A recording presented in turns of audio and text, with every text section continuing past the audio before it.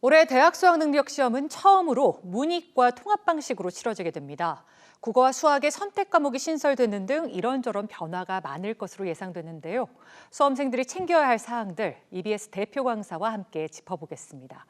정재원 선생님 자리했습니다. 어서 오세요. 안녕하세요. 네, 안녕하십니까.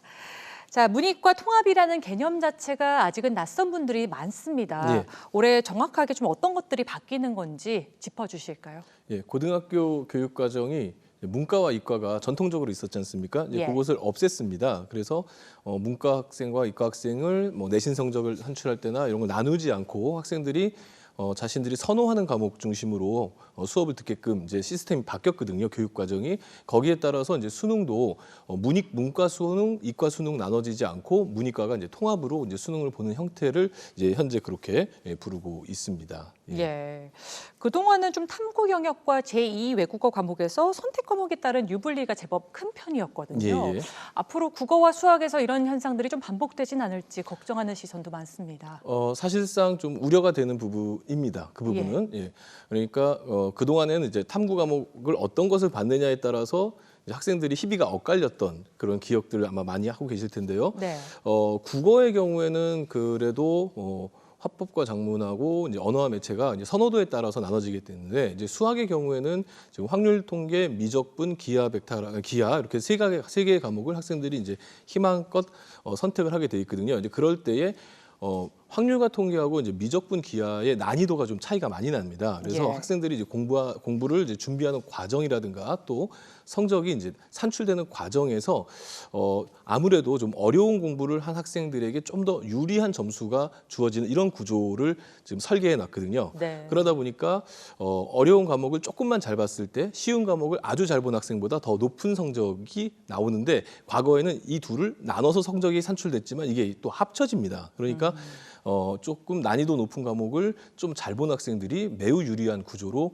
돼 있고요. 반대로 난이도가 좀 쉬운 과목을 아주 조금만 못 봐도 아니면 좀 웬만큼 잘 봐도 이 난이도 높은 과목을 잘 본 학생을 뛰어넘지 못하는 이런 현상이 일어날 가능성이 지금 농후합니다. 네. 본인의 잘하는 부분에 따라서 어떤 과목을 선택하는지가 굉장히 중요하겠네요. 그렇죠. 예. 예. 자, 선택 과목은 언제 어떤 기준으로 정하는 게 가장 좋을지, 또 공통 과목과 이 선택 과목의 학습 시간을 어떻게 분배하는 게 가장 효과적일지도 조언 한 말씀 부탁드릴게요. 네, 현재 이제 그 비중은 25대 75, 그러니까 점수상으로는 26점 대 74점으로 이제 공통 과목이 74점, 선택 과목이 26점 이렇게 국어하고 수학에서 배정이 됐거든요. 예. 그래서 이제 공통 과목 공부를 기본적으로 좀 많이 좀 해두는 것이 일단 우선이 돼야 되겠고요. 그리고 3학년의 경우에는 이제 겨울 방학이 거의 다 지나지 않았습니까? 그렇기 때문에 이제는 사실 선택 과목을 바꾸는 것은 좀 쉬운 문제는 아닌 것 같고요. 일단 기본적으로 공통 과목들을 좀 충실히 한 상태에서 자신이 잘할 수 있는 과목을 선택해서 끝까지 밀고 나가는 것이 좀 중요한 자세가 아닐까. 그래서 이제는 정해야 된다. 예, 이제 흔들리지 말아야 된다. 이거 좀 말씀드리고 싶습니다. 학습 시간도 좀 선택과 집중을 어디에 할지 정해야 된다 이런 말씀이신 거죠? 학습 시간도 역시 그렇죠. 학습 시간도 이제 공통 과목에 좀 충실하면서 이제 선택 과목을 정하면은 이제 선택 과목을 흔들리지 말고 공부해야 된다 이런 말씀입니다. 예, 알겠습니다. 자, 재학생들은 수시 모집부터 도전하는 사례가 굉장히 많죠. 아무래도 지난해 코로나 때문에 비교과 활동에 제약도 많았고요. 학생부 작성에도 애를 먹었습니다. 올해는 이런 점들 좀 어떻게 보완해 나가는 게 좋을까요? 우선 이제 교육부 교육청 차원에서 원격 수업에 대해서 지금 상당히 좀 내실화하는 이런 방향을 가거든요. 쌍방향 수업이라든가 그렇기 때문에 우리 학생들이 생활기록부를 채우는 데 있어서는 이런 쌍방향 수업을 좀 충실하게 이수해서 수업의 내용이 고스란히 생활기록부에 담길 수 있도록 발표라든가 보고서라든가 또 질의응답이라든가 이런 것들을 잘하는 것이 일단 중요하겠고요. 예. 그리고 독서라든가 또는 이제 봉사활동 중에서 약간 시각장애인들을 위한 점자책 만들기 돕기 이런 이제 언택트한 상황 속에서 할 수 있는 봉사 이런 것들을 조금씩 채워주시면 좋을 것 같은데 아무래도 전반적으로 어떤 그 액티브한 활동보다는 정적으로 자기가 찾아서 공부하고 또 쌍방향으로 공부한 것들을 이제 반복해서 좀 심화해 나가고 이런 부분들이 이제 생기부에 고스란히 드러나는 것이 앞으로는 좀 바람직하지 않을까 이렇게 예상하고 있습니다. 어떻게 보면 사회 흐름에 잘 맞게 비교과 활동 영역을 잘 선택하는 것도 그렇죠. 이제 중요하겠네요. 막 우리가 이제 많은 사람들을 만나고 뭐 이렇게 하면서 비교과를 채울 수가 없는 구조이고 대학도 그것을 알고 있기 때문에 그런 상황을 전제로 해서 좀은 정적이지만 그래도 내면적으로 심화할 수 있는 이런 방향을 가시는 게 좋을 것 같습니다. 학생부 교과 전형이 이제 확대되는 것도 특징이잖아요. 예. 이것도 그거의 한 대비 과정에 하나 속하는 거겠죠. 그렇습니다. 지금 학생부 교과 전형이 지금 상당히 많이 증가할 것으로 예상이 돼서 우리 학생들이 좀 내신이 불리한 학생들이 좀 흔들릴 수도 있는데요.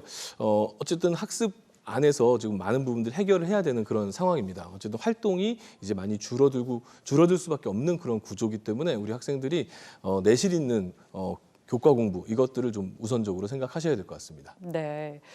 올해부터는 참 달라지는 게 많습니다. 수도권 상위 대학 중심으로 정시 비중 또한 늘어나게 되는데요. 예, 예. 얼마나 대입에서 중요한 또 변수로 작용하게 될지 궁금합니다. 정시가 이제 40% 가까이, 그러니까 40%는 아닌데 40% 가까이 이제 가는 과정입니다. 서울 수도권에서 한 4,900명 정도 선발 인원이 늘었거든요. 전국에 있는 고등학교를 대략 우리가 한 2,000개 정도로 봤을 때 4,900명의 숫자가 늘었다는 얘기는 수시가 그만큼 또 줄었다는 얘기잖아요. 그렇죠. 수시에서 각 학교별로 붙을 수 있는 학생이 2명씩 줄고 정시에서 각 학교별로 붙을 수 있는 학생이 2명씩 는다 이렇게 볼 수 있는 거죠. 그렇기 예. 때문에 정시 대비가 좀 잘 돼 있는 학교의 경우에는 수시에서 좀 실패하더라도 정시에서 상당히 만회할 수 있는 그런 기회가 생길 반면에 수시에 많은 것들을 좀 투자한 학생들의 경우에는 이제 수시에서 합격하지 못하면 정시에 갔을 때 상당히 불안해지는 이런 부분도 있을 수 있기 때문에 수시와 정시를 좀 고르게 그리고 끝까지 간다 이런 마음으로 준비하는 것이 저는 좀 바람직하지 않을까 이렇게 생각합니다. 네, 우리 수험생들 올 한 해 좀 똑똑하게 전략 수립을 잘했으면 좋겠습니다. 예. 오늘 말씀 잘 들었습니다. 예.